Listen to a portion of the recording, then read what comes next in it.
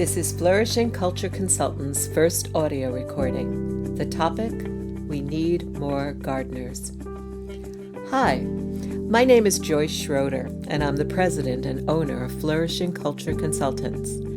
I'm really excited to be talking to you today in what I hope will be the first of many audio recordings I will be producing. Before we get started, I want to share a little bit about myself. For the past 17 years, I've worked in the field of organizational development, helping companies change the way they work by focusing on their safety culture. Back in July, I started this new consulting firm, Flourishing Culture Consultants.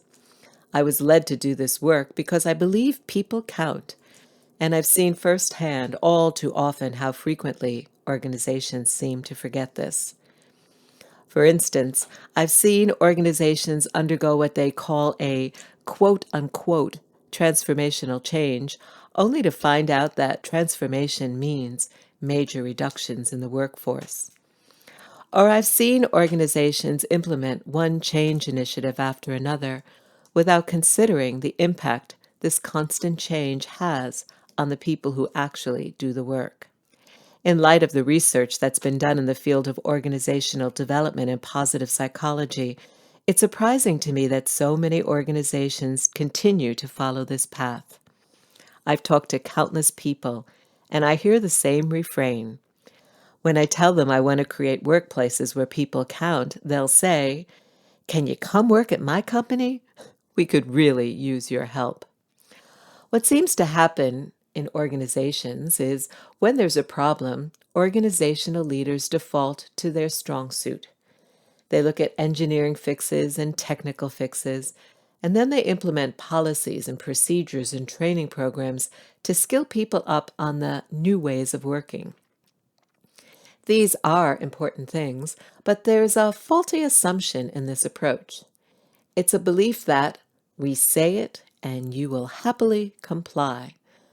Well, people might comply, but there's usually some collateral damage. A more effective way to implement a change is to engage the people, address their concerns, overcome resistance, and monitor their progress. And why? Because your people count. I'd like to share with you a quote from Peter Senge, one of the leaders in the field of organizational development. The most universal challenge that we face is the transition from seeing our human institutions as machines to seeing them as embodiments of nature. Perhaps treating companies like machines keeps them from changing, or makes changing them that much more difficult. We keep bringing in mechanics when what we need are gardeners. So let's take Senge's quote and dig a little deeper. I'd like to take you through an analogy that's called the seed and the soil. Analogies are useful in organizations because they give you a common language when you're trying to make the case for change. So here goes. I don't know if you garden or not, but if you are a gardener, you know it takes a lot of time and attention to make your garden grow. You take the time to prepare the ground for planting. You remove obstacles in the soil that interfere with growth. You enrich the soil with nutrients and fertilizer. Perhaps you rotate what you plant so your soil can rest. Or you might add some mulch. Having the right soil is foundational. And when it's time to sow the seeds, you don't just toss the seeds into the soil and expect them to grow the way you want. You place them with care. You give them space. You consider how each plant grows, what nutrients it needs, how much water, and how much sun. And while you're waiting for your seeds to take root, you monitor their progress. You assess, are they getting the right amount of water? Are they getting too much sun?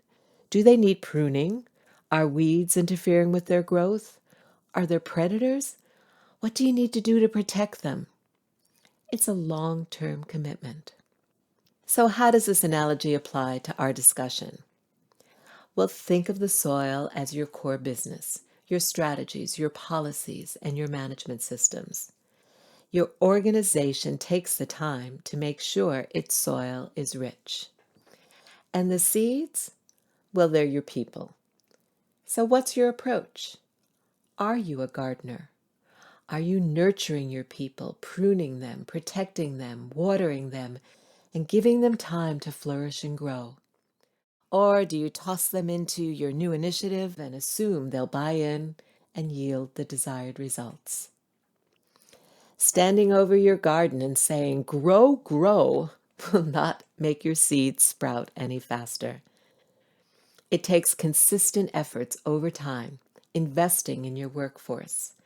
Your people count, and when you treat them like they count, you will create the conditions where your workforce can flourish and grow and make more of a contribution to the future success of your organization. For more information on Flourishing Culture Consultants, visit our website at flourishingcultures.com. The seed and the soil analogy is copyrighted by Flourishing Culture Consultants. All rights reserved.